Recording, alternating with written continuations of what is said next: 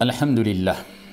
Il y a à peu près 5 ans, alors que j'étais à la mosquée, je suivais quelques travaux à la mosquée, une personne est entrée à la mosquée, pleine de haine, en cachant bien sûr cette haine-là, et elle a profité du comportement que doit avoir d'ailleurs tout musulman, et en général, qu'ont les musulmans de manière générale, on ne parle pas d'exception, à user, à profiter de ce comportement d'hospitalité, de bienveillance, de paix, ici pour déverser sa haine. Il a prétendu qu'il était intéressé par l'islam et qu'il me suivait énormément et qu'il voulait prendre une photo avec moi alors qu'il était rempli d'armes dans sa voiture et qu'il était préparé depuis plusieurs semaines, puisque ça faisait plusieurs jours, voire plusieurs semaines qu'il me surveillait déjà. D'ailleurs, il était originaire de Lyon aussi. Et ici, il a profité de cette hospitalité, de cette paix, de ce salut, de cette sérénité qu'il a trouvé à la mosquée pour déverser sa haine. Donc il a prétendu vouloir faire une photo avec moi, il a sorti une arme à 9 mm à bout portant, à peu près 1 mètre, en me visant à la tête, sans trembler bien sûr, puisque c'était un déséquilibré. Et bien sûr, toute personne qui est prête à tuer des hommes, des femmes, des innocents, peu importe leur confession, ça ne peut être qu'un déséquilibré, mais est-ce que ça excuse l'acte? Non, pas du tout. Mais pourtant, non seulement bien que ça soit un déséquilibré, eh bien, ça ne l'a pas empêché d'avoir le permis de port d'armes et d'être rempli d'armes dans sa voiture. À la kulli hal, à bout portant, il m'a tiré à 7 reprises dessus, il m'a touché 3 fois. Ici, pourquoi je dis ça? Je fais un parallèle puisque l'histoire se répète. Le procédé est à peu près le même. Bien que je pense que la personne qui était venue pour vouloir me tuer, ici était plus organisée. Mais en tout cas, le procédé est le même, l'histoire se répète. Abou Bakr est dans la mosquée, une personne prétend vouloir se renseigner sur la religion, les bras ouverts. Dans la mosquée, maison de Dieu, l'hospitalité prime chez les musulmans. Il l'accueille, il veut se renseigner sur la prière, il lui montre comment on fait la prière, il se prosterne et voilà qu'il sort un couteau et qui lui assène 40 à 50 coups de couteau. Donc c'est une haine indescriptible. Ça, c'est pour nous rappeler que la haine, elle n'est pas chez les musulmans. Je ne vais pas dire la haine, elle est dans une communauté particulière ou dans une religion particulière. Non, puisque la haine peut se trouver dans n'importe qui d'entre nous, d'entre les êtres humains. Donc, pourquoi faire cette relation toujours entre islam, haine, islamisme, terrorisme, mosquée, haine, islamisme, terrorisme? Et c'est ce qui alimente la haine. Et là, on a 2 exemples symboliques qui nous rappellent que la haine, elle n'est ni dans les mosquées. Ils sont partis parce qu'ils ont abusé ici de la naïveté positive. Elle ne se trouve pas dans les mosquées. Elle ne se trouve pas chez les musulmans.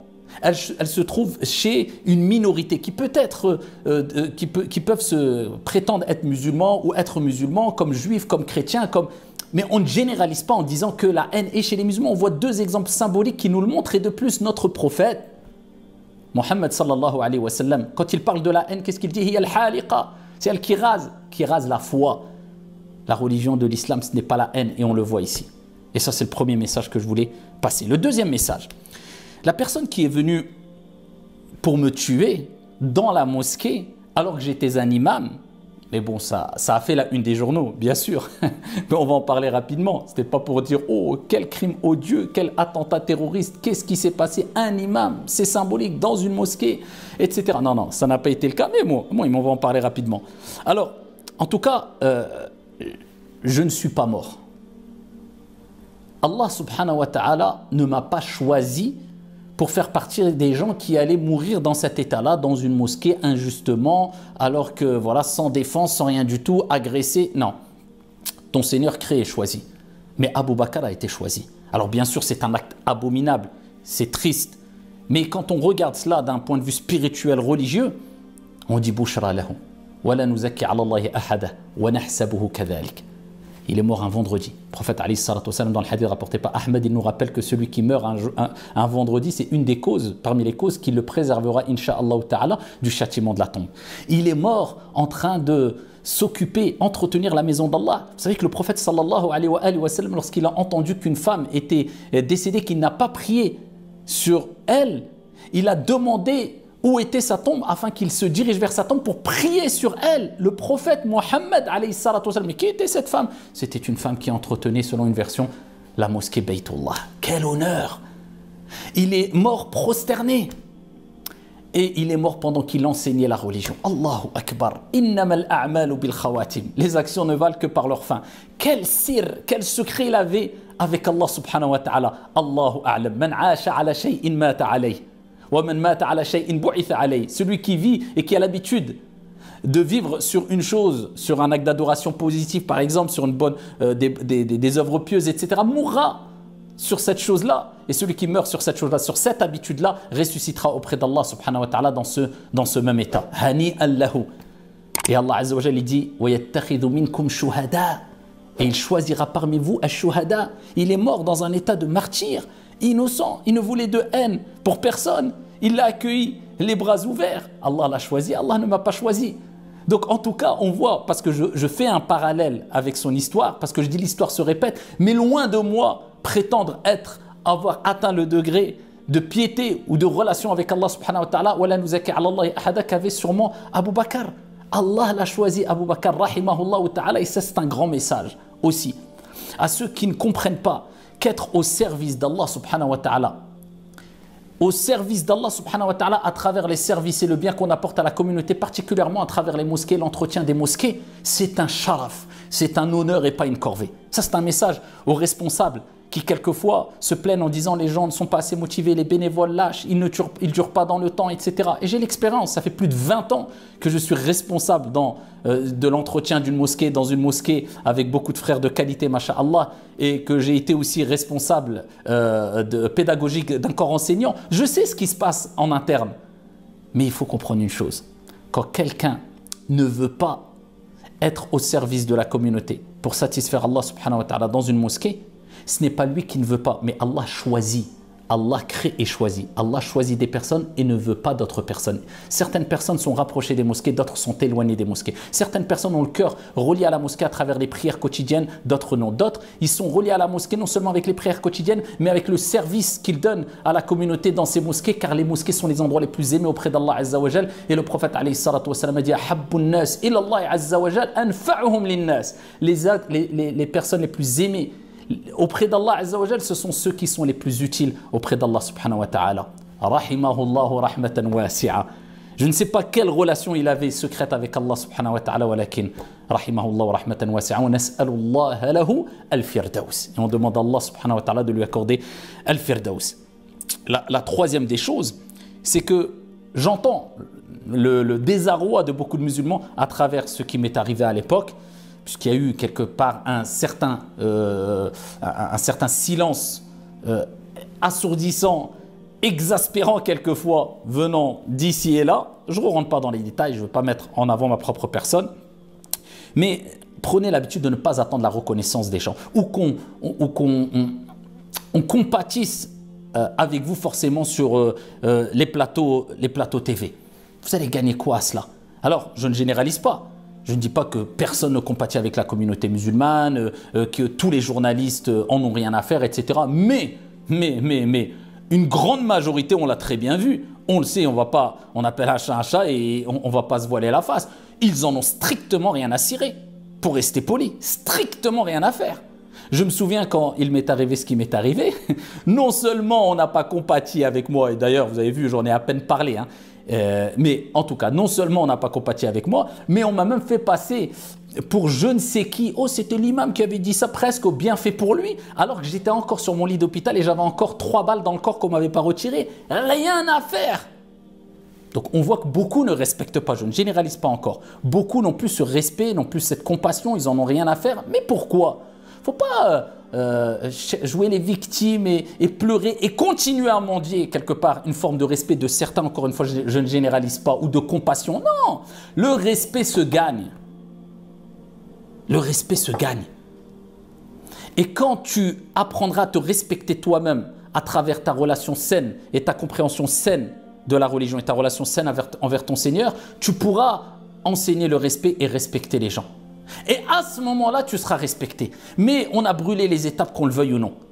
On a vraiment une déficience quant à notre relation les uns envers les autres, même au sein de la communauté.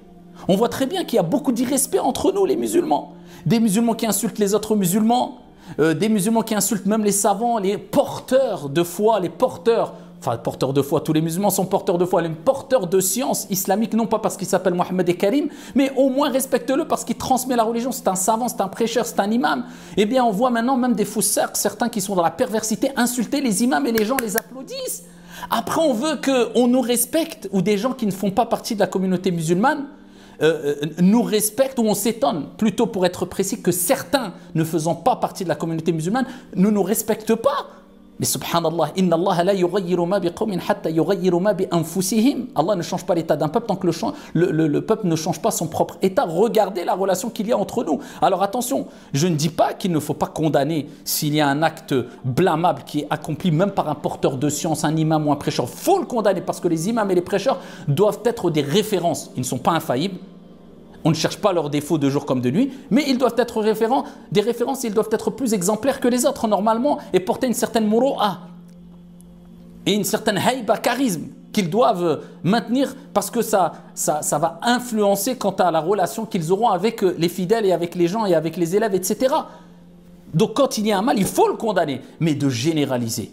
Et de voir maintenant l'irrespect. Alors je me rappelle à une époque quand on voyait des religieux ou des tablirs là, qui sortaient fils Abdillah, qui venaient dans les quartiers, on avait honte, on baissait la tête, on voyait un imam, pour nous c'était... Et maintenant, même tu vois l'influenceur et le gamer qui parle d'un imam comme si c'était je ne sais quoi. Et après on dit ouais, il ne nous respecte pas. Mais on récolte ce qu'on a semé. Il est temps de se réveiller. Omar ibn al-Khattab radiyallahu anhu warda, il était dans la mosquée pendant la prière de l'Fajr. Et il a été tué, poignardé ici par Abu Lu'lu al-Majusi. Et quand il a été poignardé pendant sa prière, qu'est-ce qu'il a demandé, Omar ibn al-Khattab? Qui est-ce qui m'a tué? Allah. Pourquoi? Il voulait savoir si c'était un musulman ou pas. Il avait peur que cet acte-là vienne d'un musulman. Il craignait qu'il aurait pu être une fitna si c'était le cas, si c'était un musulman, qu'il n'aurait pas bien géré les choses. Il craignait que le mal vienne de l'intérieur. Et la plus grosse fitna, le plus grand mal, c'est quand il vient de l'intérieur. C'est de la gangrène qui gangrène de l'intérieur et qui fait très mal. Et quand il a su que ce n'était pas un musulman, il a été apaisé. Donc le principal sentiment et comportement qu'on doit avoir, c'est de se dire, est-ce que l'irrespect, il est déjà présent entre nous? Est-ce qu'on fait tout pour le corriger? Est-ce qu'on améliore notre situation, notre relation avec Allah subhanahu wa ta'ala? Ou alors on se limite à critiquer et à dire, moi je crie haut et fort, et donc je suis un homme courageux, et les imams c'est des vendus, et cela c'est des ceci et cela. Wallahi, wallahi la nuzaki ala Allah ya ahada. Vous voyez très bien que ça a plus de 5 ans que l'histoire et ce qui m'est arrivé est passé. Si on avait voulu le buzz, si on était des gros peureux, comme certains le prétendent, je ne parle pas d'une peur naturelle qui me touche moi et tout le monde, et qu'on était des vendus comme certains le prétendent, mais vous pensez qu'on aurait continué la da'wa? Et vous pensez que j'aurais pas cherché à faire le buzz en prenant la vidéo de tout ce qui m'est arrivé, et wallah, je l'aurais publié? Et je pense que j'aurais fait la une même sur CNN et je ne sais où et dans les 4 coins du monde, tellement que la vidéo est impressionnante. On a essayé de passer ça à tort ou à raison d'ailleurs, un peu, voilà, comme si c'était quelque chose de pas trop grand, par crainte que les gens pensent qu'on voulait pleurnicher ou je ne sais quoi encore. Si on avait peur, comme certains le prétendent, parce qu'on ne crie pas aussi fort, par exemple pour la situation de la Palestine, on l'a dit et on l'a répété, le monde entier est au courant. On est contre le fait que nos frères et sœurs et des innocents soient, peu importe leur confession, et particulièrement en Palestine, privés de boire, de manger, et qu'ils soient tués injustement. Tout le monde l'a dit, on l'a dit. Mais parce que toi, tu cries encore plus fort sur les réseaux derrière un pseudo, quelquefois, je ne sais d'où il vient et on te connaît à peine. Et parce que tu cries plus fort, ou alors tu montes sur un minbar, tu dis, nous, on n'a pas peur, on n'est pas des hypocrites, on est des hommes, on condamne. Tu crois que parce que toi, tu cries plus fort, tu es meilleur auprès d'Allah Azza wa Jalla, tu as changé quelque chose à la situation et ça te permet de critiquer des gens qui n'ont pas crié aussi fort que toi sur les réseaux. On en est là. Ou parce que toi, tu n'as pas été à telle manifestation, mais par contre, tous les matins, tu te lèves avant le Fajr pour faire Qiyamul Layl et toutes les prières, tu es à la mosquée, tu serais moins meilleur que ceux qui crient dans des manifestations. En fait, tout dans le paraître, tout dans Chofoni, tout dans celui qui crie le plus. On en est là. Allah ne change pas l'état d'un peuple tant que le peuple ne change pas son propre état.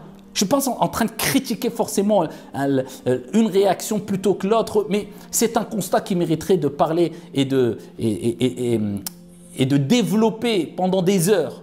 Mais il y a certains discours que, wallah, certains, sans vouloir généraliser, ne sont pas prêts à entendre.